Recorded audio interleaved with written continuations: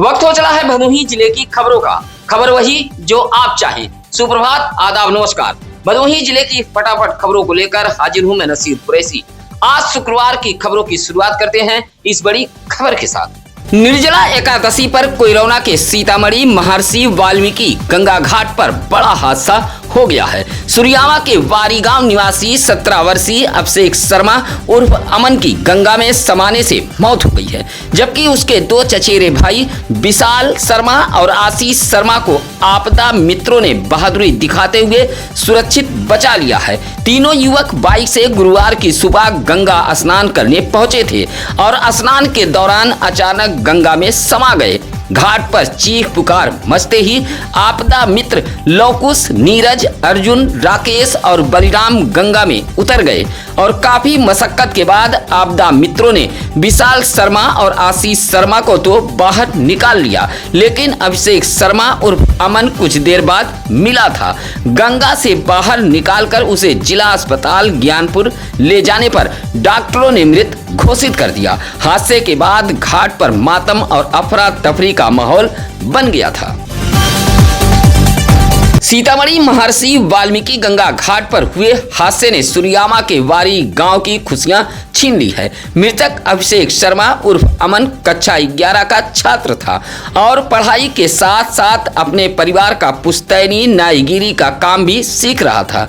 पिता संतोष शर्मा मुंबई में वाहन चालक हैं, जबकि मां क्रांति देवी का बेटे की मौत के बाद रो रो कर बुरा हाल है। हादसे के बाद पूरे गांव में शोक की लहर दौड़ गई। कई घरों में चूल्हे तक नहीं जले। गुरुवार की सुबह तीनों युवक हंसी खुशी बाइक लेकर निर्जला एकादशी पर गंगा स्नान के लिए महर्षि वाल्मीकि घाट पहुंचे थे, जहां यह बड़ा हादसा हो गया। स्थानीय लोगों ने आरोप लगाया कि श्रद्धालुओं की भारी भीड़ के बावजूद घाट पर पर्याप्त बैरिकेडिंग, चेतावनी बोर्ड और सुरक्षा इंतजाम नहीं थे। अभिषेक शर्मा उर्फ अमन की असमय मौत ने निर्जला एकादशी की खुशियों को पल भर में मातम में बदल दिया। घोसियां नगर में मुहर्रम के नौमी पर गुरुवार की रात अकीदत और एहतराम के साथ भव्य आलम का जुलूस निकाला गया था। बड़ी संख्या में अकीदतमंदों ने शामिल होकर हजरत इमाम हुसैन और करबला के शहीदों को खिराजे अकीदत पेश की। नगर में या हुसैन या अली की सदाएं गूंजती रही। चमनगंज, तकिया, हिकमतगंज और पश्चिम मोहल्ला के तीनों अखाड़ों ने पारंपरिक करतब दिखाकर लोगों का ध्यान आकृष्ट किया था। जुलूस नगर के विभिन्न मार्गों से होता हुआ जामा मस्जिद पहुंचकर दुआ और मजलिस के साथ संपन्न हुआ। इस दौरान नगर पंचायत अध्यक्ष पति इब्रार अली ने करबला के संदेश को सत्य, त्याग और इंसानियत की मिसाल बताया है। पुलिस की कड़ी सुरक्षा व्यवस्था के बीच कार्यक्रम शांतिपूर्ण ढंग से संपन्न हुआ है।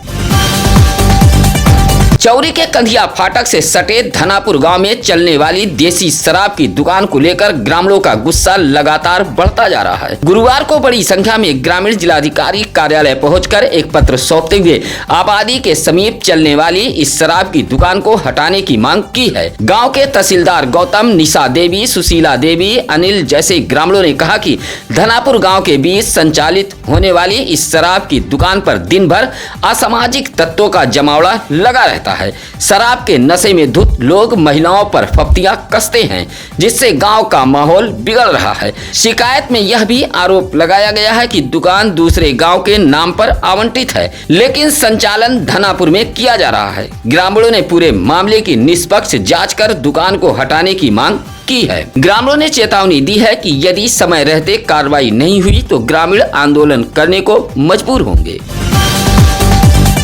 पौराणिक एवं धार्मिक नगरी सीतामढ़ी महर्षि वाल्मीकि गंगा घाट पर गुरुवार को निर्जला एकादशी के अवसर पर आस्था का जन सैलाब उमड़ पड़ा। भोर से ही हजारों श्रद्धालु गंगा स्नान के लिए घाट पर पहुंचने लगे थे। व्रती महिलाओं ने मां गंगा में पवित्र डुबकी लगाकर भगवान विष्णु की विधि विधान से पूजा अर्चना की।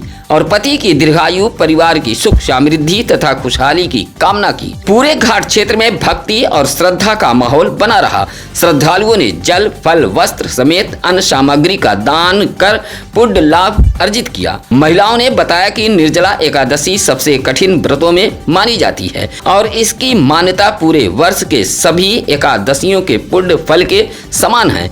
दिन भर गंगा घाट पर श्रद्धालुओं की भीड़ बनी रही और सनातन परंपरा की भव्य झलक देखने को मिली है।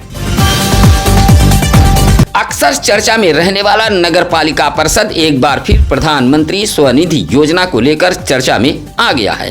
भाजपा सरकार की इस महत्वाकांक्षी योजना के ऋण प्रमाण पत्र वितरण से भी भदोही नगर पालिका की अध्यक्ष नरगिस जहां गायब रहीं, जबकि ऋण का प्रमाण पत्र महिलाओं को सौंपना था, बावजूद अध्यक्ष नहीं पहुंची। अध्यक्ष पति व सभासद डॉक्टर अतहर अंसारी एक बार फिर अपना भौकाल टाइट करने के लिए महिला अध्यक्ष को घर में बैठाकर खुद ऋण प्रमाण पत्र वितरित करने नगर पालिका परिषद भदोही कार्यालय पहुंचे थे। अधिशासी अधिकारी दयाशंकर वर्मा ने बताया कि प्रधानमंत्री स्वनिधि योजना के तहत 10 लाभार्थियों को ऋण प्रमाण पत्र सौंपा गया है। अध्यक्ष नरगिस जहां नहीं आई थी, इस बात की तस्दीक खुद ईओ ने की है। अयोध्या श्री राम मंदिर में कथित रामधन दान और चढ़ावा घोटाले के आरोपों की निष्पक्ष जांच की मांग को लेकर गुरुवार को भदोही जिला कांग्रेस कमेटी ने जिलाधिकारी कार्यालय पहुंचकर राज्यपाल को संबोधित एक ज्ञापन सौंपा है। कांग्रेस नेताओं ने इस मामले में एफआईआर दर्ज कर दोषियों के खिलाफ कड़ी कार्रवाई की मांग उठाई है। सौंपे गए ज्ञापन में कहा गया है कि इस प्रकरण से सैकड़ों श्रद्धालुओं की धार्मिक आस्था आहत हुई है, इसलिए जांच पूरी तरह निष्पक्ष, पारदर्शी और समयबद्ध होनी चाहिए। साथ ही जांच रिपोर्ट सार्वजनिक करने और भविष्य में ऐसी घटनाओं की पुनरावृत्ति रोकने के लिए प्रभावी व्यवस्था लागू करने की भी मांग की गई है। इस दौरान भदोही जिलाध्यक्ष वसीम अंसारी, पूर्व जिलाध्यक्ष डॉक्टर राजेंद्र कुमार दुबे राजन, अजय कुमार प्रजापति, कर्मराज गौतम सहित तमाम कांग्रेसी नेता मौजूद रहे। गोपीगंज के अमुआ माफी गांव में मुहर्रम का पर्व हर वर्ष हिंदू मुस्लिम एकता और गंगा जमुनी तहजीब की अनूठी मिसाल पेश करता है। वर्षों से ब्राह्मण बस्ती में मुहर्रम की छोटी चौकी रखी जाती है, जहां दोनों समुदाय के लोग पूरी आस्था और सम्मान के साथ शामिल होते हैं। गांव के विवेक पांडे, नायब पांडे, नागेश पांडे, साहब पांडे, मैनुद्दीन और सुद्धू अली सहित हिंदू मुस्लिम समाज के लोग मिलकर इस परंपरा को निभाते आ रहे हैं। गांव में आपसी प्रेम, सौहार्द और भाईचारे का यह अद्भुत नजारा देखने के लिए दूर दराज से भी लोग पहुंचते हैं। अमुआ माफी की यह परंपरा सामाजिक सौहार्द और आपसी विश्वास की एक खूबसूरत पहचान बन चुकी है। औराई ब्लॉक के महथुआ गांव में नहर पर बनी पुलिया की दोनों ओर की रेलिंग पूरी तरह क्षतिग्रस्त होने से राहगीरों की जान पर संकट मंडरा रहा है। महथुआ ज्ञानपुर मार्ग की यह पुलिया रात के समय बाइक, साइकिल और 4 पहिया वाहन चालकों के लिए बड़ी मुसीबत बन गई है। महथुआ गांव के अशोक कुमार शुक्ला, शिवमणि दुबे, विनोद यादव और अमृत लाल ने बताया कि नहर में पानी भरा होने के कारण जरा सी चूक बड़ा हादसा करा सकती है। कई बार शिकायत के बावजूद भी जिम्मेदार विभाग ने अब तक कोई कार्रवाई नहीं की है। स्थानीय लोगों ने चेतावनी दी है कि समय रहते रेलिंग की मरम्मत नहीं कराई गई तो कभी भी बड़ा हादसा हो सकता है। ग्रामीणों ने जिलाधिकारी का ध्यान आकृष्ट कराते हुए पुलिया की क्षतिग्रस्त रेलिंग को दुरुस्त कराए जाने की मांग की है। गोपीगंज कौलापुर अंडरपास के समीप राष्ट्रीय राजमार्ग के सर्विस लेन पर 2 बाइकों की आमने सामने हुई टक्कर में दोनों बाइक पर सवार 4 लोग घायल हो गए हैं। जानकारी के अनुसार गोपीगंज के गिराई निवासी 20 वर्षीय आदर्श तिवारी अपनी बहन नीतिका तिवारी और कशिश तिवारी को बाइक पर बैठाकर दानीपट्टी अपने मामा के घर से लौट रहा था। कौलापुर अंडरपास सर्विस लेन के समीप बाइक पहुंची तभी सामने से आ रही दूसरी बाइक से टक्कर हो गई। दूसरी बाइक चौरी के गिरिया भाला अवसानपुर निवासी 26 वर्षीय विनीत कुमार पाल चला रहा था। टक्कर के बाद दोनों बाइक सड़क पर गिर गई और घायल सड़क पर करहने लगे। स्थानीय लोगों की मदद से सरकारी एम्बुलेंस के जरिए घायलों को सामुदायिक स्वास्थ्य केंद्र गोपीगंज भेजा गया था। चिकित्सकों ने उपचार करते हुए आदर्श तिवारी व विनीत कुमार पाल की गंभीर हालत देखते हुए रेफर कर दिया था, जबकि दोनों किशोरियों का इलाज चल रहा है। सूचना पर घायलों के परिजन भी अस्पताल पहुंच गए थे। ज्ञानपुर के कलेक्ट्रेट परिसर में एडीएम न्यायिक कार्यालय के बगल लगा वाटर कूलर शॉर्ट सर्किट के कारण खराब पड़ा है। केबल और विद्युत बोर्ड जल जाने से भीषण गर्मी में फरियादियों, वादकारियों और अधिवक्ताओं को ठंडे पानी के बजाय गर्म पानी पीने के लिए मजबूर होना पड़ रहा है। अधिवक्ता रोहित कुमार राय ने बताया कि प्रतिदिन सैकड़ों लोग अपनी समस्याओं को लेकर कलेक्ट्रेट पहुँचते हैं, लेकिन उन्हें पीने के लिए शीतल जल तक उपलब्ध नहीं है। सबसे हैरानी की बात यह है कि जहां से पूरे जिले के विकास की योजनाएं बनती हैं, वहीं बुनियादी सुविधाएं ठप पड़ी हैं। लोगों ने जिला प्रशासन से तत्काल वाटर कूलर की मरम्मत कराकर शुद्ध और ठंडे पेयजल की व्यवस्था सुनिश्चित करने की मांग की है। गोपीगंज नगर के बस स्टैंड के पास रोडवेज बस खड़ी करने को लेकर जमकर हंगामा हुआ है। आवागमन के लिए महत्वपूर्ण गली के सामने बस खड़ी होने से लोगों ने चालक परिचालक से वाहन आगे बढ़ाने की अपील की। आरोप है कि इस बात पर परिचालक भड़क गया और गाली गलौज शुरू कर दी, जिसके बाद कहासुनी हाथापाई में बदल गई। मामला गोपीगंज कोतवाली तक पहुंच गया था। कछुआ के परैनी गांव निवासी रोडवेज बस के परिचालक राम प्रकाश सिंह ने डायल 112 पुलिस को सूचना देकर अज्ञात लोगों पर मारपीट तथा cash bag, electronic ticket machine छीनने के प्रयास का आरोप लगाया है। वहीं स्थानीय लोगों का कहना है कि केवल रास्ता खुलवाने की बात कही गई थी। उनका दावा है कि मारपीट और बैग छीनने का आरोप पूरी तरह झूठा और निराधार है। पुलिस मामले की जांच में जुटी हुई है।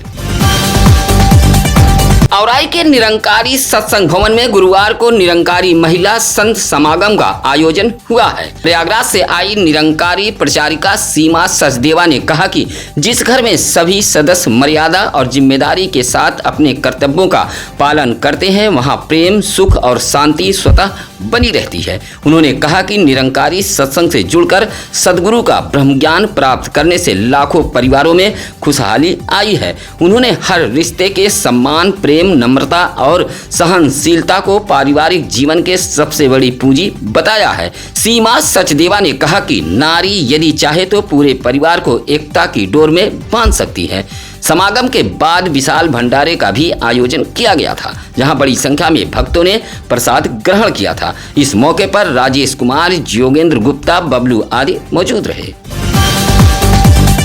भीषण गर्मी, उमस और तेज धूप के बीच भदोही का वंदे मातरम ग्रुप एक बार फिर समाज सेवा के लिए आगे आया है। गुरुवार को ग्रुप के सदस्यों ने भदोही रेलवे स्टेशन के प्लेटफॉर्म नंबर 1 पर पहुंचकर ट्रेनों से सफर कर रहे यात्रियों को बोतलबंद पानी और पेठा वितरित किया है।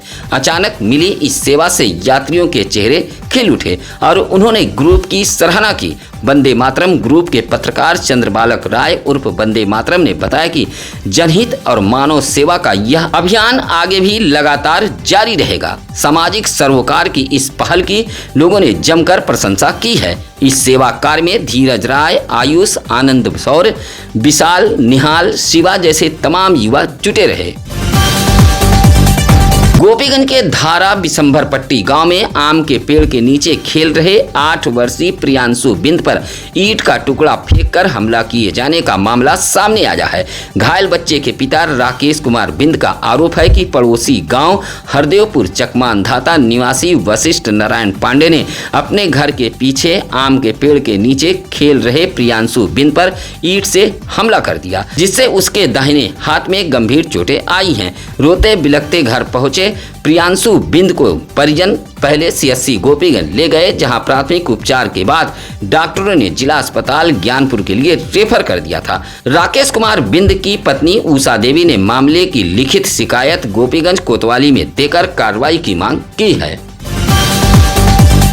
मानसून की दस्तक से पहले औराई ब्लॉक के माधो सिंह ग्राम सभा में जाम नाली से परेशान ग्रामीणों ने आखिरकार खुद ही सफाई अभियान शुरू कर दी है। फटका इलाके के लोगों का आरोप है कि कई बार शिकायत के बावजूद ग्राम प्रधान ने कोई ध्यान नहीं दिया। गुरुवार को सैयद अली, मोहम्मद शेख, मोहम्मद यूसुफ, साहिब आलम, फिरोज आलम सहित ग्रामीण नाली की सफाई में जुट गए। उनका कहना है कि नाली धंस जाने और सफाई न होने से पानी सड़कों पर भर जाता है, जिससे बरसात में हालात और बिगड़ जाते हैं। ग्रामीणों ने जिलाधिकारी से समस्या का अस्थायी समाधान कराने की मांग की है। ग्राम सभा विकास के प्रति लापरवाह रहने वाले ग्राम प्रधान को उनके ही ग्राम सभा के वासियों ने आईना दिखाया है, जो इलाके में चर्चा का विषय बना हुआ है। घोसिया के सदर रोड हाजी करीमुल्ला मस्जिद में मुहर्रम की 9वीं तारीख पर शहीदाने करबला की याद में रोजा इफ्तार पार्टी का आयोजन किया गया था। कार्यक्रम में बड़ी संख्या में रोजेदारों और अकीदतमंदों ने शिरकत कर हजरत इमाम हुसैन और करबला के शहीदों की कुर्बानियों को याद किया। रोजेदारों ने सत्य, इंसाफ, त्याग और मानवता के रास्ते पर चलने का संकल्प लिया। इफ्तार के बाद मुल्क में अमन, भाईचारे, खुशहाली और तरक्की के लिए विशेष दुआ की गई। आयोजन का माहौल पूरी तरह धार्मिक आस्था और भाईचारे की भावना से सराबोर रहा। रोजा इफ्तार में दिलशाद अहमद, फरहान अहमद, औरंगजेब, नावेद, हमजा आदि रोजेदार मौजूद रहे। अखिल भारतीय खेत एवं ग्रामीण मजदूर सभा के कार्यकर्ताओं ने सुरियामा खंड विकास कार्यालय पर प्रदर्शन कर मुख्यमंत्री को संबोधित एक पत्र खंड विकास अधिकारी को सौंपा है। यह प्रदर्शन बनारसी सोनकर के नेतृत्व में करते हुए संगठन ने मनरेगा के तहत सभी जॉब कार्ड धारकों को काम देने, 18 वर्ष से ऊपर के मजदूरों के नए जॉब कार्ड बनाने और न्यूनतम मजदूरी बढ़ाने की मांग उठाई है। साथ ही प्रदेश में 200 यूनिट मुफ्त बिजली, माइक्रो फाइनेंस कंपनियों की मनमानी पर रोक, ग्रामीण गरीबों को पट्टा देने तथा गांव में शुद्ध पेयजल उपलब्ध कराने की मांग भी रखी गई है। संगठन से जुड़े कार्यकर्ताओं ने चेतावनी दी है कि अगर मांगों पर शीघ्र कार्रवाई नहीं हुई तो आंदोलन को और तेज किया जाएगा। प्रदर्शन करने वालों में जलसा, मीरा देवी, ज्वाला प्रसाद, रंजीत कुमार आदि मौजूद रहे। भदोही आशा एवं आशा सांगनी कर्मचारी संगठन ने अपनी विभिन्न मांगों को लेकर आंदोलन तेज करने का ऐलान किया है। गुरुवार को जिलाधिकारी कार्यालय को एक पत्र सौंपते हुए संगठन ने 9 जुलाई को जिला मुख्यालय पर 1 दिवसीय धरना प्रदर्शन करने की घोषणा की है। संगठन ने आशा और आशा सांगनी का मानदेय बढ़ाने समय भुगतान, EPF, EFI की सुविधा, बीमा, पेंशन और अन्य लंबित मामलों को पूरा करने की मांग उठाई है। संगठन के भदोही जिलाध्यक्ष सुमन बरनवाल ने कहा कि यदि सरकार जल्द मांगे पूरी नहीं करती है तो आंदोलन और उग्र किया जाएगा। संगठन ने चेतावनी दी है कि आशा कार्यकर्ताओं के हितों की अनदेखी अब बर्दाश्त नहीं की जाएगी। इस मौके पर साजिदा बेगम, मीनू गुप्ता, गीता देवी, अनीता देवी, कविता देवी मौजूद रहीं।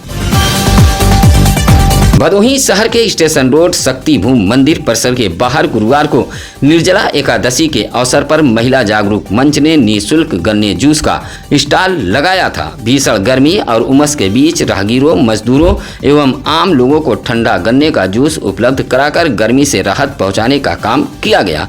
मंच की संस्थापिका संगीता खन्ना ने बताया कि संस्था लगातार जनसेवा से जुड़े कार्यक्रम संचालित कर रहा है। आगे भी यह अभियान जारी रहेगा। बड़ी संख्या में लोगों ने गन्ने का जूस ग्रहण कर महिला जागरूक मंच की इस सेवा भावना की सराहना की है। इस मौके पर शीला चौरसिया, कविता सहगल, सीमा खत्री, डॉक्टर शालिनी गुप्ता आदि मौजूद रहीं। चौरी के जोगीपुर गांव निवासी ग्राम प्रधान अब प्रशासक सत्यनारायण यादव की तहरीर पर ईंट भट्टे के पास हुई मारपीट, लूट और धमकी के मामले में पुलिस ने मुकदमा दर्ज कर जांच शुरू कर दी है। यह मुकदमा माननीय न्यायालय के आदेश पर चौरी पुलिस ने दर्ज किया है। 14 दिसंबर 2025 को RSY ईंट भट्टे के पास प्रधान और उनके साथियों के साथ मारपीट की गई थी। आरोप था कि चौरी के रोटहा निवासी अवनीश दुबे, अंशु दुबे, रामाशीष दुबे सहित अन्य अज्ञात लोगों ने घेर कर हमला किया था, नकदी और सोने की अंगूठी छीन ली थी तथा जान से मार देने की धमकी दी गई थी। अब माननीय न्यायालय के आदेश पर चौरी पुलिस ने अलग अलग धाराओं में मुकदमा दर्ज कर विवेचना शुरू कर दी है। आपको बता दें कि उस वक्त यह बेहद चर्चित मामला था। अवनीश दुबे साल 2025 में ही जोगीबीर निवासी सत्यनारायण यादव, राज यादव समेत आधा दर्जन लोगों के खिलाफ भी अलग अलग धाराओं में मुकदमा दर्ज कराया था। राष्ट्रीय अधिकार मोर्चा के राष्ट्रीय अध्यक्ष अलंकार अग्निहोत्री एवं युवा मोर्चा के प्रदेश अध्यक्ष आशीष तिवारी का गोपीगंज नगर पहुंचने पर कार्यकर्ताओं ने जोरदार स्वागत किया है। युवा मोर्चा के भदोही जिलाध्यक्ष रुपेश राय के नेतृत्व में विनोद राय, मुकेश राय, अखिलेश यादव सहित बड़ी संख्या में पदाधिकारी व कार्यकर्ता स्वागत के लिए पहुंचे थे। इस दौरान अध्यक्ष अलंकार अग्निहोत्री ने कहा कि राष्ट्रीय अधिकार मोर्चा सर्व समाज के अधिकार, सम्मान और न्याय की लड़ाई को मजबूती से आगे बढ़ा रहा है। कहा कि संगठन की ताकत ही समाज की असली आवाज है और उसी आवाज को बुलंद करना मोर्चा का संकल्प है। सत्यम न्यूज पर देखिए पूरे दिन की हलचल और हर गली हर मोहल्ले की खबर। आज शुक्रवार की खबरें कैसी लगी यह कमेंट कर हमें जरूर बताएं। आप अपने बच्चों के जन्मदिन की बधाई भी सत्यम न्यूज पर भेज सकते हैं। इसी के साथ अब नसीर कुरैशी को दीजिए इजाजत। नमस्कार, आदाब। ताज़ा खबरों के लिए सत्यम न्यूज़ को सब्सक्राइब करें।